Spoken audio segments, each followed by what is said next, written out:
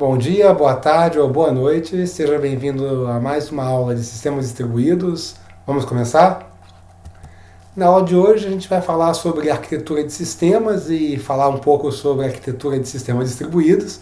Vou falar da arquitetura cliente-servidor e dar um exemplo de uso dessa arquitetura. Então, vamos parar aqui e pensar um pouquinho sobre essa pergunta de como construir um sistema de informação de grande porte, né? Um compilador, um sistema operacional, o sistema que controla as inscrições nas disciplinas da UFRJ ou o próprio Gmail, né? Sistemas grandes. Bom, vocês todos já fizeram engenharia de software, né? E vocês sabem que existem 4 grandes etapas nesse processo, né? Você precisa modelar e entender os requisitos do seu sistema, depois projetar, depois implementar e finalmente testar. E você passa por essas 4 fases aí na construção de qualquer sistema de grande porte. Muito bom, mas como é que a gente faz isso, né?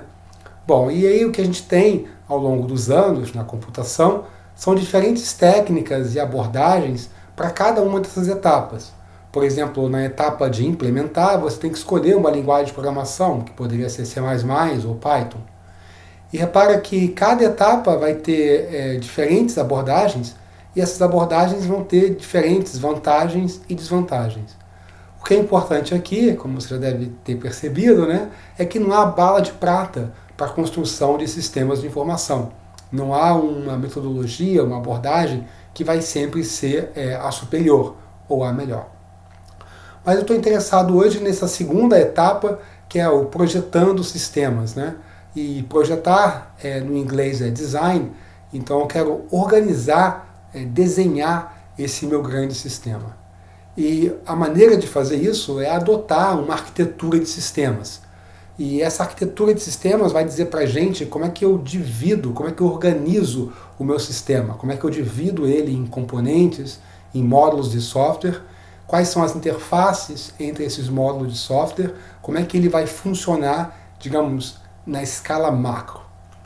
E o que a gente tem ao longo dos anos, né, é, de novo, diferentes arquiteturas de sistemas que foram desenvolvidas na área da computação com base em prática e com base em teoria.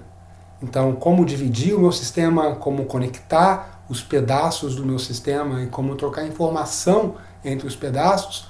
Quando você diz como você faz isso, o que você está fazendo é definindo uma arquitetura para o seu sistema de informação. Muito bom. E aí tem 4 grandes abordagens para você projetar um sistema. A baseada em camadas, que é uma das mais antigas e muito usada, baseada em objetos, baseada em eventos e baseada em dados, que é uma das mais novas abordagens promovida aí pelas grandes empresas do nosso tempo, né, como o Google e o Facebook.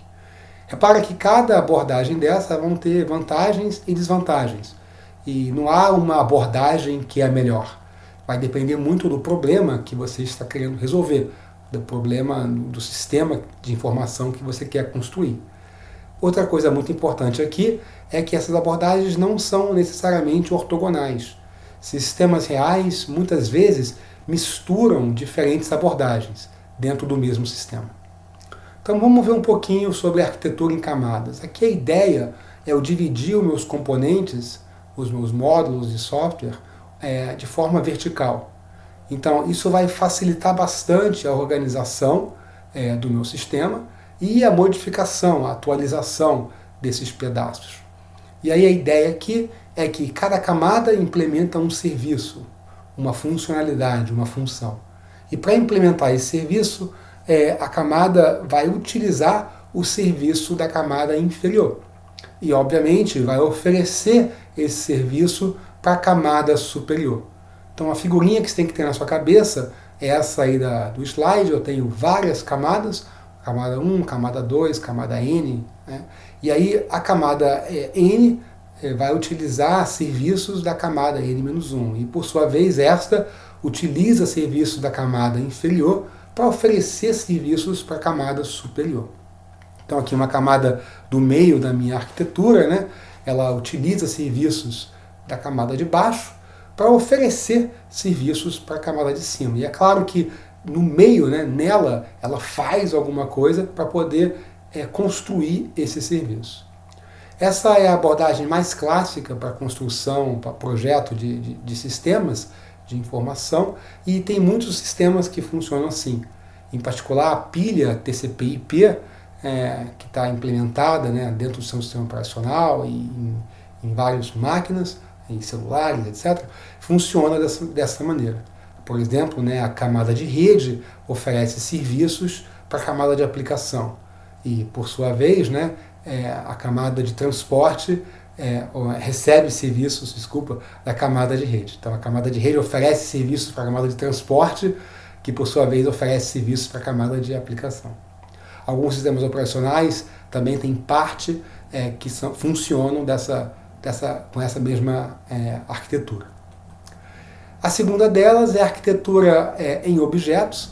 Aqui a ideia é utilizar conceitos do paradigma de orientação a objeto, conceitos fundamentais como herança, polimorfismo e encapsulamento, e eu vou então organizar meus componentes de software como se fosse um grande grafo.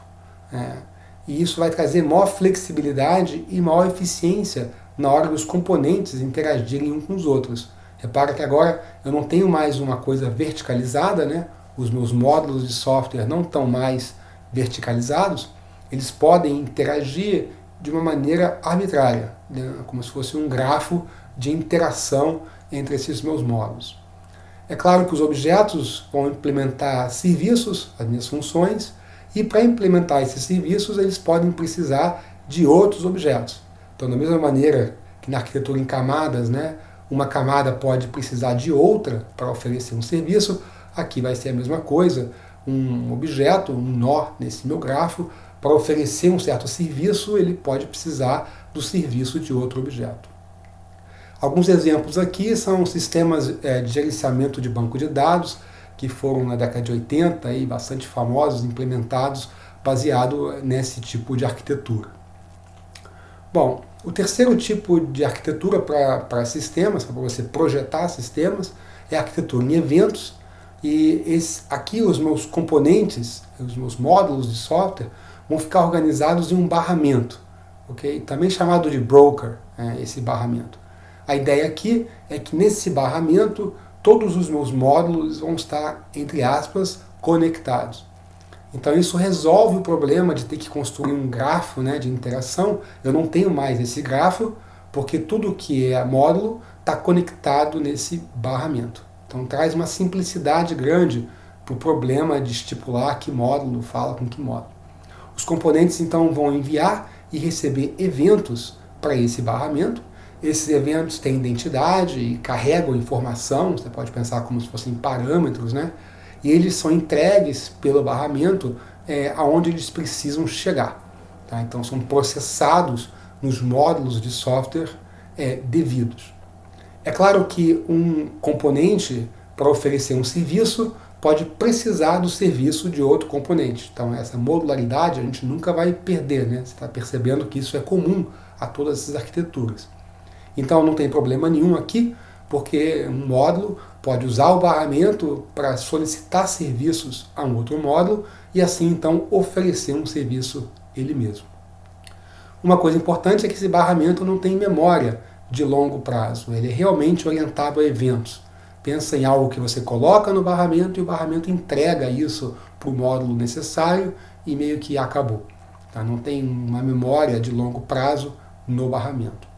Exemplo de sistemas assim são sistemas Publish Subscribe ou Pub/Sub Systems, né? Que são sistemas onde você publica e recebe informação. Alguns também engines de jogos, máquinas de construção de jogos de computador, são baseados nesse tipo de arquitetura, orientada a eventos, arquitetura em eventos. Bom, vamos falar então da quarta tipo de arquitetura para você projetar um sistema de informação, que é a arquitetura centrada em dados. Então essa arquitetura é a mais recente dessas quatro, e aqui a ideia é que meus componentes estão organizados numa estrela. Então é muito parecido com a ideia de barramento, porque o barramento era onde todos os componentes estavam conectados, mas agora eu estou em um centro, esse núcleo, onde os componentes se conectam, é diferente.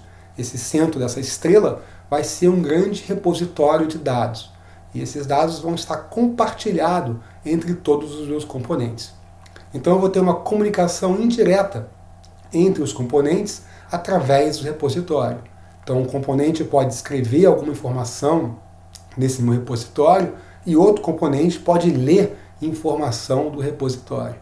Então o repositório ele vai registrar, vai armazenar toda a informação, digamos assim, que está sendo gerada pelo meu sistema. Você já pode pensar aí, né, que esse núcleo, o centro dessa estrela, o repositório, por si só vai ser um grande sistema de informação, para você conseguir construir ele de maneira eficiente. Então os módulos de software podem construir serviços postando coisas, informações, né, para esse centro de estrela e, digamos, outros módulos podem solicitar, buscar essa informação e processar e devolver, escrever a informação nesse centro dessa estrela. Exemplos de sistemas assim é a Google File System, baseado nessa ideia, o Hadoop, que implementa a funcionalidade de MapReduce, e uma coisa chamada Content-Centric Networks, que é redes orientadas ou centradas em conteúdo, também funcionam baseado nessa arquitetura, onde a informação passa a ter um papel-chave aqui. Aí, a razão para essa mudança, para esse tipo de arquitetura, é justamente você poder armazenar e guardar a informação sobre tudo que está acontecendo no seu sistema. Muito bom. Vamos falar um pouquinho então de sistemas distribuídos, né? Nossa definição canônica de um sistema distribuído é essa ideia de coleção de computadores independentes que se mostram para o usuário como sendo um único sistema coeso, né? Então eu quero projetar agora um sistema distribuído. E essas 4 arquiteturas que nós vimos, elas servem para projetar qualquer sistema de informação, não necessariamente sistemas distribuídos. Okay? Elas podem até ser usadas para projetar sistemas distribuídos. Mas, de novo, aqui a gente vai ter que adotar uma arquitetura de sistema distribuído. E aqui a ideia é como organizar o meu sistema distribuído, como você vai dividir ele em módulos para que esses módulos possam se comunicar, agora sim a comunicação, né, entre computadores diferentes, para poder construir, fazer funcionar esse meu sistema. Então, basicamente, nós temos 2 grandes abordagens para a construção, para o projeto de sistemas distribuídos. Uma é a tradicional e clássica chamada de cliente-servidor, e é disparado a mais utilizada. E a outra é chamada de P2P, ou Peer-to-Peer, que é bem mais recente, tem uns 20 anos que essa técnica vem sendo empurrada, e é bem mais sofisticada. E, de novo, cada uma dessas 2 abordagens vai ter vantagens e desvantagens. E, de novo, essas 2 abordagens não são necessariamente ortogonais. Sistemas reais, eles vão misturar essas 2 abordagens. Vai ter pedaços dele que funcionam como cliente e servidor e pedaços dele que pode funcionar baseado na arquitetura P2P. Então essas definições não são cartesianas, não vai você achar que ou o sistema ou é P2P ou é cliente-servidor. Na prática, essas coisas se misturam para você poder construir o sistema da melhor maneira possível, mais eficientemente. Okay? Muito bom. Então vamos falar um pouquinho do cliente-servidor.